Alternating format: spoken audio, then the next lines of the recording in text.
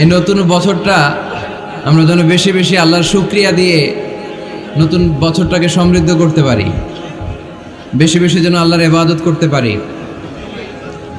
নতুন বছরে আমরা শপথ নেই, আমরা যেন অন্তরে হিংসা লালন না করি, বিদ্বেষ লালন না করি, আমরা নিজেরা যেন কাদা ছোড়াছুরি না করি, আমরা যেন মিলেমিশে একসাথে একাকার হয়ে যাই।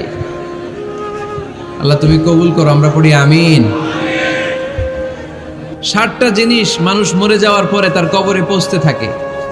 ইন্না মিম্মা ইয়ালহাকুল মুমিন মিন হাসানাতিহি বা'দা মাউতিহি, মানুষ মরে যাওয়ার পরেও যে 60টা জিনিস তার কবরে পৌঁছায় তার মধ্যে একটা হচ্ছে মসজিদান বানাহু, সে যে মসজিদ বানিয়ে গিয়েছে ওই মসজিদের সওয়াব। সুবহানাল্লাহ পড়েন।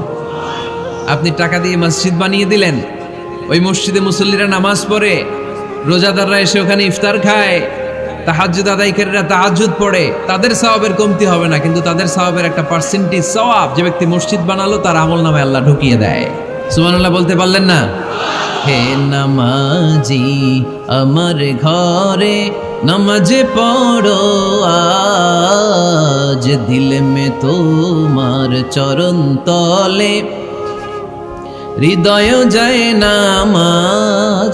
হে নামাজি আমার ঘরে নামাজ পড়ো আজ, দিল মে তোমার চরণ তলে হৃদয় যায় নামাজ। পড়েন আল্লাহু আকবার। কি সুন্দর লিখেছেন কাজী নজরুল ইসলাম। কাজী নজরুল ইসলাম খুব সুন্দর করে বলেছেন, মসজিদেরই পাশে আমায় কবর দিও ভাই, ঠিক কিনা? মসজিদেরই পাশে আমায় কবর দিও ভাই, যেন গোরে হতে মুয়াজ্জিনের আযান শুনতে পাই। আমার গোরের পাশে দিয়ে ভাই নামাজিরা যাবে, পবিত্র সেই পায়ের ধ্বনি এ বান্দা শুনতে পাবে। গোরা যাব হতে গুনাহগার পাইবে রেহাই, মসজিদেরই পাশে আমায় কবর দিও ভাই। কত মানুষ নামাজি ভাই মসজিদাঙ্গিহীনাতে, আল্লাহর নামের জিকির করে লুকিয়ে গভীর রাতে। আমি তাদের সাথে ওই আল্লাহর নাম জপতে চাই, আল্লাহর নাম জপতে চাই। পড়েন সবাই। মসজিদেরই পাশে আমায় কবর দিও ভাই, যেন গোরে হতেও মুয়াজ্জিনের আযান শুনতে পাই। চিল্লায় পড়তে হবে আমিন। কি দরদ ছিল আমাদের জাতীয় কবি কাজী নজরুল ইসলামের। মসজিদের পাশে আল্লাহ তুমি আমার কবর দিও। আল্লাহ এই দোয়াটা কবুল করে নিয়েছে, ঠিক কিনা? ওনার কবরের পাশে মসজিদ আছে না নাই? আছে। এজন্য মসজিদের সাথে সম্পর্ক জুড়ে দেওয়া এটা ইমানদারের আলামত, আর মসজিদকে ঘৃণা করা এটা মুনাফিকের আলামত। এজন্য আমরা যেন আমাদের হৃদয়টাকে মসজিদের সাথে জুড়ে দেই, মসজিদের সাথে যেন সুসম্পর্ক থাকে। মসজিদ সবার, মসজিদ নিয়ে দলাদলি নাই। দলাদলি আছে অনেক জায়গায়, হানাফি মসজিদ, আহলে হাদিস মসজিদ এরকম আমরা দেখি বা শুনি, এটা ঠিক না। হানাফি মসজিদ বলে কোনো কথা নাই, আহলে হাদিস মসজিদ বলে কোনো কথা নাই। মসজিদ সবার। ছোট্ট খাট্ট বিষয় নিয়ে মসজিদে মারামারি, একজন হাত তোলে আরেকজন তোলে না, কিলাকিলি আছে না নাই? একজন বলে জোরে আমিন, আরেকজন আস্তে আমিন, মারামারি আছে না নাই? এগুলো কি মারামারি করার কোনো বিষয়? কথা বলেন। সালাতে ফরজ আছে, ওয়াজিব আছে, সুন্নাহ আছে। খেয়াল করে বুঝবেন, ফরজ যদি নষ্ট হয় সালাত ভঙ্গ হয়, you have to repeat your সালাত। ওয়াজিব নষ্ট হলে সালাত ভঙ্গ হয় না, নতুন করে পড়া লাগে না, সেজদায় সাহু দিলেই সালাত আদায় হয়ে যায়। আর সুন্নাহ নষ্ট হলে নামাজ নষ্টও হয় না, নতুন করে পড়াও লাগে না, সৌ সেজদাও লাগে না, নামাজ আদায় হয়ে যায় সুন্নাহ নষ্ট হলে। এই যে হাত তোলা না তোলা এটা সুন্নাহ, আমিন জোরে বলা না বলা এটা কি সুন্নাহ। যেটা কোনো কারণে কেউ না করলেও তার নামাজ কবুল করে নিবে কে? আর এই সব সুন্নত লই আমগো দেশে গিলাগিলি। মৌলভীবাজারে মাশাআল্লাহ এগুলা নাই, এখানেও আছে। এগুলার অবসান ঘটুক, আমরা চাই কি চাই না? আর কত এই ছোটখাটো বিষয় নিয়ে আমরা এই বিভেদের প্রাচীর আর দেয়ালকে উঁচু করব আমাদের মাঝখানে? কবে আমরা ঐক্যের সিন্ডিকেট করব? কবে? আর কবে সাদা মনের মানুষ হব? কবে? আর কত? অনেক হয়েছে, আর না, এবার থামেন। বিভেদের প্রাচীরকে ভেঙে চুড়িয়ে দেন। ঐক্যের এমন সিন্ডিকেট গড়তে হবে যাতে কোনো অপশক্তি এই ঐক্যকে ভাঙতে না পারে, বানচাল করতে না পারে। চিল্লায় বলেন ঠিক কিনা? এজন্য মিউচুয়াল রেসপেক্টের দরকার, পারস্পরিক শ্রদ্ধাবোধ সব ক্ষেত্রে, রাজনীতিতে, সামাজিক অ্যাক্টিভিটিসে আমাদের আলেম ওলামাদের মধ্যে পারস্পরিক শ্রদ্ধাবোধের দরকার। মিউচুয়াল রেসপেক্ট, কেউ কাউরে রেসপেক্ট করে না। আমি যেটা বুঝছি এটাই সব, বাকি সব হারাম, এরকম বলে না অনেকে? এরকম যেন না করি। তাহলে মসজিদ সবার, মসজিদ আল্লাহর হাবিব সাল্লাল্লাহু আলাইহি ওয়াসাল্লাম খ্রিস্টানদেরকে মসজিদে ঢুকতে দিয়েছেন, আর আমরা মুসলমান ভাইয়ের জন্য মসজিদে তালা ঝুলাই দেই। আছে না নাই? আল্লাহর হাবিব সাল্লাল্লাহু আলাইহি ওয়াসাল্লাম কোথাও গেলেই প্রথমে মসজিদ বানাতেন। কি বানাতেন? মসজিদ বানাতেন। মক্কা থেকে হিজরত করে মদিনায় আসলেন, কোবায় থাকলেন কয়েক সপ্তাহ। কোবা পল্লীতে তিনি মসজিদ বানালেন, মসজিদ কোবা। ওখানে প্রতি শনিবার কেউ যদি ওযু করে ওখানে যে 2 রাকাত নামাজ পড়ে, একটা কবুল উমরার সওয়াব আল্লাহ তাআলা তার আমলনামায় দিয়ে দেয়। মসজিদে কোবা বানালেন। তারপরে মদিনায় এসে মসজিদে নববী বানালেন আল্লাহর হাবিব সাল্লাল্লাহু আলাইহি ওয়াসাল্লাম, মসজিদে নববী। এটা ছিল আল্লাহ রাসূল সাল্লাল্লাহু আলাইহি ওয়াসাল্লামের বৈশিষ্ট্য। কোথাও গেলেই তিনি মসজিদ বানাতেন, মসজিদে নববী। হায় রে, এখন তো কত সুন্দর মসজিদ আমরা দেখি, আমরা যে সালাত পড়ি। আল্লাহর হাবিব সাল্লাল্লাহু আলাইহি সাল্লামের সময় মসজিদে নববী কি এরকম ছিল? কথা বলেন। ফ্লোর ছিল বালুর ফ্লোর। কিসের ফ্লোর? আমাদের মসজিদের ফ্লোর কিসের? টাইলস। আর আল্লাহ রাসূল সাল্লাল্লাহু আলাইহি ওয়াসাল্লামের মসজিদে নববীর ফ্লোর কিসের? কথা বলে না তো। আওয়াজ করে উত্তর দেন না কেন? কষ্ট হচ্ছে? দুপুরে খাইছেন না সবাই? কেন খান নাই কেন? রোজা রাখছিলেন? হ্যাঁ, ফজর বাদে আইছি। আচ্ছা ঠিক আছে, ঠিক আছে। আচ্ছা আচ্ছা, সাউন্ড নাই, কথা শোনা যায় না? তো এটা শুনলা কেমনে? জিজ্ঞেস করলাম কথা শোনা যায় না, কয় না। তো এটা শুনলা কি করে? মানে অল্প শোনা যায়, তাই তো? একটু পরে আমার বিদায় ঘন্টা বাজবে, আমি চলে যাব। তোমরা ডিস্টার্ব করতে করতে আমার সময় শেষ। তোমরা ডিস্টার্ব করলে তোমাদের লস। আমি আমার টাইমের 1 মিনিটে বেশি যেতে পারবো না, কারণ এখানে আসরের সালাতের আজান শুরু হয়ে যাবে, এরপরে কোনো কথা নেই। আর বক্তব্য লম্বা করা এটা বেদাত। এই বেদাতকে আমি সুন্নাতের মধ্যে আনতে চাচ্ছি। একটা সময়ে একেবারে কমায় নিয়ে আসবো। এত প্রোগ্রামও আমি করতে চাই না। আমি ঘোষণা দিয়েছি আগামী বছরে সারা বাংলাদেশে আমার প্রোগ্রাম হবে 50টা। কয়টা? 50টা। এরপরের বছর 30টা, এরপরের বছর 20টা। বিভাগীয় প্রোগ্রাম করলেই চলবে আমার। এক এক বিভাগে যে 2 দিন 3 দিন খালাস। এত দরকার নেই, এত লম্বা চূড়ার বক্তব্যের দরকার নেই। আধা ঘন্টা চুপ করে শুনেন, কয়েকটা মেসেজ ড্রপ করি, take it with you to your home, then practice and apply in the society. নিয়ে যান, আমল করেন, সমাজে কাজে লাগান। সমাজটা আলোকিত করে দিবে কে?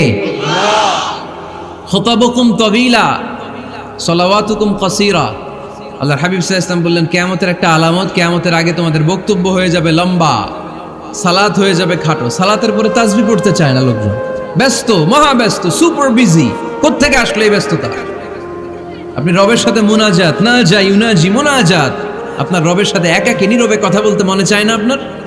এত তাড়াহুড়ো কিসের? ধীর স্থির হন, একটু স্থির হন, একটু মনোদৈহিক প্রশান্তি অর্জনের চেষ্টা করেন। সব সময় ব্যস্ত, ধাক্কাধাক্কি, উচ্ছৃঙ্খলা, এগুলো আমাদেরকে শেষ করে দিয়েছে। এজন্য লম্বা চোরা বক্তব্য ঠিক না। বক্তব্য শুনতে আমাদের ভালো লাগে, আমল করতে ভালো লাগে না। বক্তব্যটা শেষেই সিগারেট ধরায়, আছে না নাই? মাহফিল শেষেই বিড়ি ধরায়, কয় চমৎকার ওয়াজ করছে হুজুরে। ওয়াজটা সেরকম হয়েছে, অনেক কণ্ঠ সুন্দর হুজুরের। এতদিন ইউটিউবে দেখছি, আজকে সরাসরি দেখাইছি। আছে না নাই? তো কি লাভ হয়েছে? লাভটা হয়েছে কি? এই যে মাহফিল শেষে বিড়িটা ধরাইলেন আর গেলেন, কোনো লাভ হয় নাই। এগুলো থেকে বেরিয়ে আসতে হবে। বছরের পর বছর আমাদেরকে শেখানো হয়েছে একভাবে। কেউ এই পরিবর্তনের আওয়াজ তোলে নাই। আওয়াজ আপনাকে তুলতে হবে। আওয়াজ তোলার জন্য এত মানুষ লাগে না, আপনি একাই যথেষ্ট। আপনি দাঁড়ান না সামনে, দেখবেন আপনার সামনে কেউ টিকে থাকতে পারবে না, ঠিক কিনা? কিন্তু আপনার শক্ত সিদ্ধান্ত লাগবে, পরিবর্তনের জন্য শক্ত মানসিকতা লাগবে যে আমি পরিবর্তন করতে চাই। We have to change. যুগ জামানা পাল্টে দিতে চাই না অনেকজন, এক মানুষই আনতে পারে জাতির জাগরণ। এক মানুষই বিপদকালে বাঁচায় কাফেলায়, ক্ষুদ্র ডিঙ্গি বাঁচায় জাহাজ অসীম দরিয়ায়। এজন্য আপনার শক্ত সিদ্ধান্ত পারে আপনার মৌলভীবাজারটাকে দেশের শ্রেষ্ঠ জেলা, শ্রেষ্ঠ থানা হিসেবে আল্লাহর কাছে কবুল করতে, ঠিক কিনা? এজন্য লম্বা চূড়া আলোচনা ঠিক না, ছোটখাটো অল্প কয়েকটা মেসেজ নিয়ে যেতে পারলেই that's enough. One of the minor sign before the day of judgment, your Islamic lectures will be very longer and your salah 5 times a day will be shorter. কিয়ামতের আগে বক্তব্য লম্বা, নামাজ খাটো, তাসবিহ পড়ে না, ব্যস্ত, মহাব্যস্ত। এই মহাব্যস্ততা ছাড়েন, কোরআন সুন্নাহর দিকে ফিরে আসেন। বরকত দিবে কে? বিশ্বনবীর মসজিদে নববীর ফ্লোর বালুর ফ্লোর ছিল, আমাদের ফ্লোর টাইলস। আল্লাহর হাবিব সাল্লাল্লাহু আলাইহি ওয়াসাল্লামের মসজিদে বালি নিচে, এই বালিতেই নামাজ পড়তেন। বৃষ্টি হলে কাদামাটি হয়ে যেত, কাদামাটিতেই সেজদা করতেন। সেজদা করলে কাদার মাটি আল্লাহর হাবিব সাল্লাল্লাহু আলাইহি ওয়াসাল্লামের নাকে আর কপালে লেগে যেত। তিনি সালাম ফিরিয়ে সাহাবাদের দিকে মুখ ফিরিয়ে বসলে দেখতেন প্রতিটা সাহাবীর নাকে আর কপালে কাদার মাটি মিশে আছে। তার মানে প্রিয় নবী সাল্লাল্লাহু আলাইহি ওয়াসাল্লামের মসজিদে নববী ছিল কাঁচা, কিন্তু মুসল্লি ছিল পাকা। আমাদের মসজিদগুলা হয়েছে পাকা, কিন্তু মুসল্লি কাঁচা, ঠিক কিনা? ফজরের সালাতে মানুষ নাই। ইমাম সাহেব আছেন কে কে এলাকায়? দেখি ইমাম, মসজিদের ইমাম, মাশাআল্লাহ।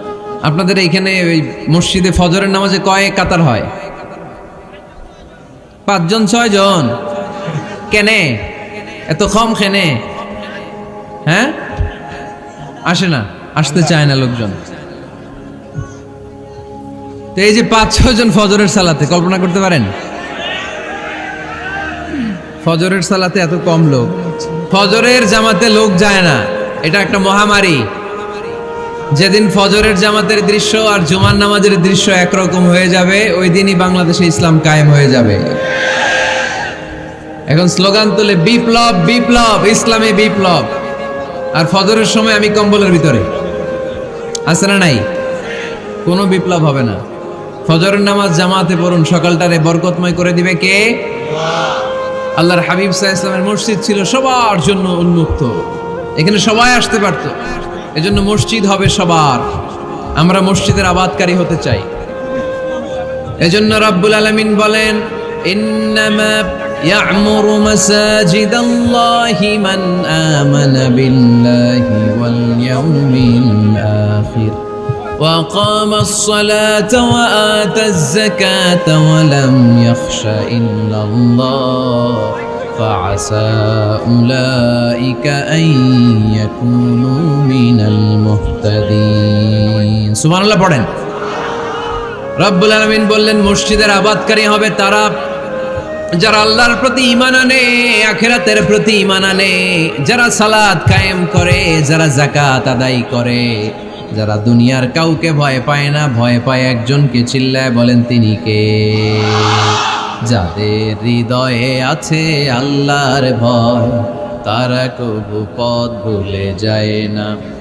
আল্লাহর প্রেম ছাড়া এই দুনিয়া কারো কাছে কোনো কিছু চায় না, ঠিক কিনা? তাহলে যারা মসজিদের আবাদকারী এরা ভয় পায় একজনকে, চিল্লায় বলেন তিনি কে? মসজিদের আবাদকারীদের প্রথম গুণ, তারা আল্লাহয় বিশ্বাস করে, তারা আখিরাতে বিশ্বাস করে, তারা সালাত কায়েম করে, তারা যাকাত আদায় করে, তারা আল্লাহ ছাড়া পৃথিবীর কাউরে ভয় পায় না। আল্লাহ বলেন ফাআসা উলাইকা আইয়াকুনু মিনাল মুহতাদিন, আশা করা যায় তারাই হলো হেদায়েতের রাস্তার উপরে আছে, ঠিক কি না? তারাই মসজিদের আবাদকারী, যারা মসজিদে যায়, সালাত আদায় করে। এখন মসজিদের আবাদকারী আপনি হতে চান, আপনি মসজিদে যান না, আপনি আবাদকারী হতে পারবেন? মসজিদের অনেক সভাপতি আছে মসজিদে যায় না, আছে না নাই? মৌলভীবাজারে এই সমস্যা বোধহয় নাই। মসজিদের সেক্রেটারি মসজিদে যায় না, আছে না নাই?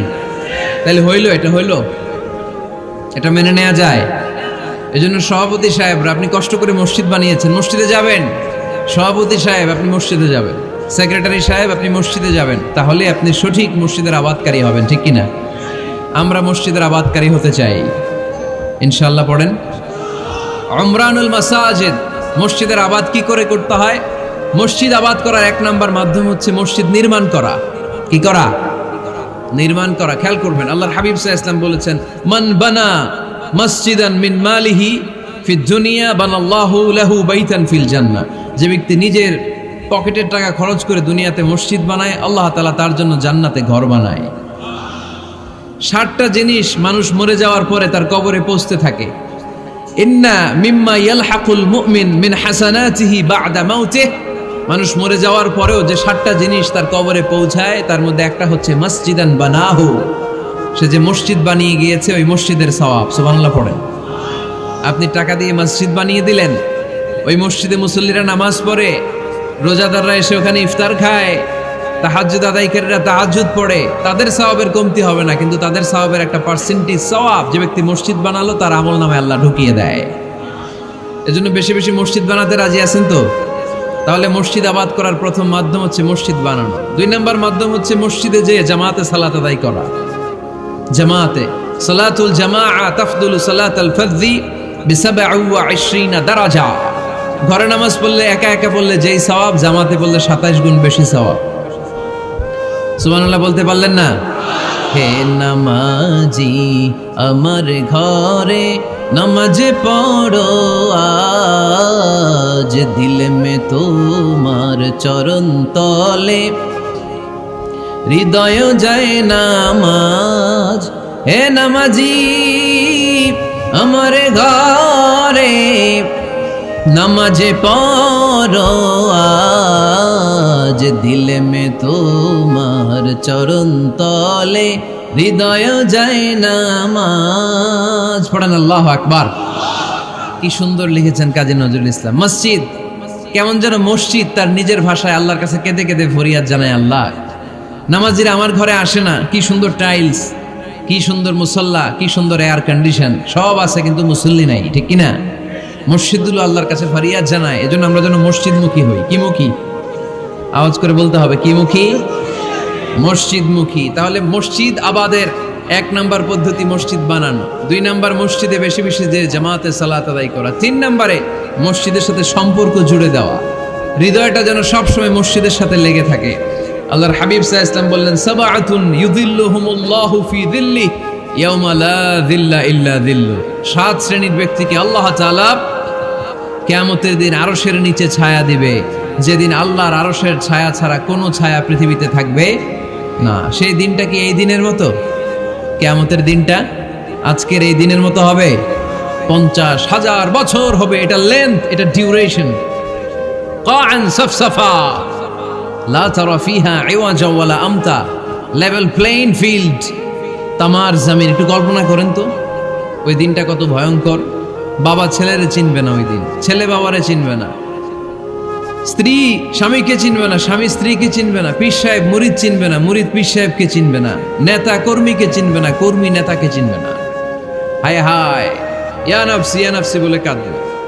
সূর্যটা মাথার কাছে চলে আসবে, সূর্যের তাপে মাথার মগজগুলো গলে গলে নাকের ছিদ্র আর কানের ছিদ্র দিয়ে টপ টপ করে বেয়ে বেয়ে পড়বে।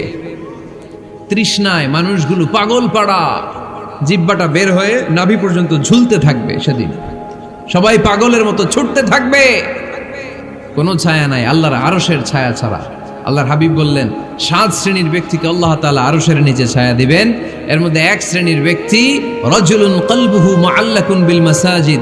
ওই ব্যক্তি যার হৃদয়টা সবসময় আল্লাহর মসজিদের সাথে লেগে থাকে। মসজিদের সাথে যার হৃদয় লেগে থাকে তাকে আরশের নিচে ছায়া দিবে কে? এজন্য মসজিদের সাথে যেন আমাদের হৃদয়গুলো লেগে থাকে।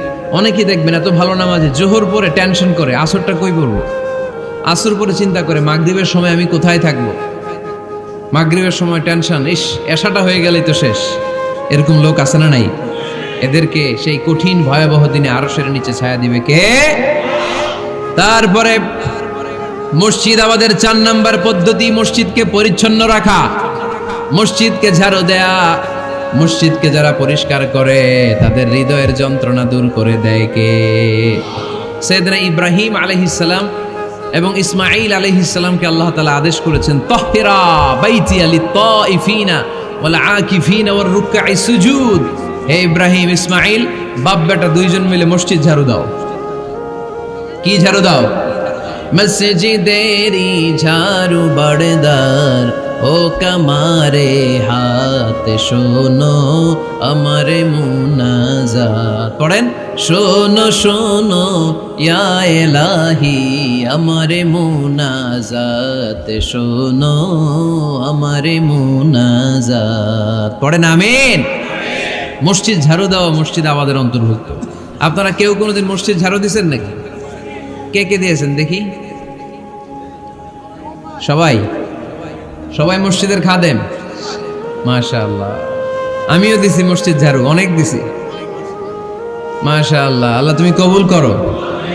যাদের হৃদয়ে বড় জ্বালা, ফ্যামিলিতে সুখ নাই, শান্তি নাই, তারা হৃদয়ে প্রশান্তি আনতে চাইলে এতিমখানায় যাবেন, এতিমের মাথায় হাত বুলিয়ে দিবেন, এতিমের মুখে খাবার তুলে দিবেন। আপনার হৃদয়টারে নরম করে দিবে কে?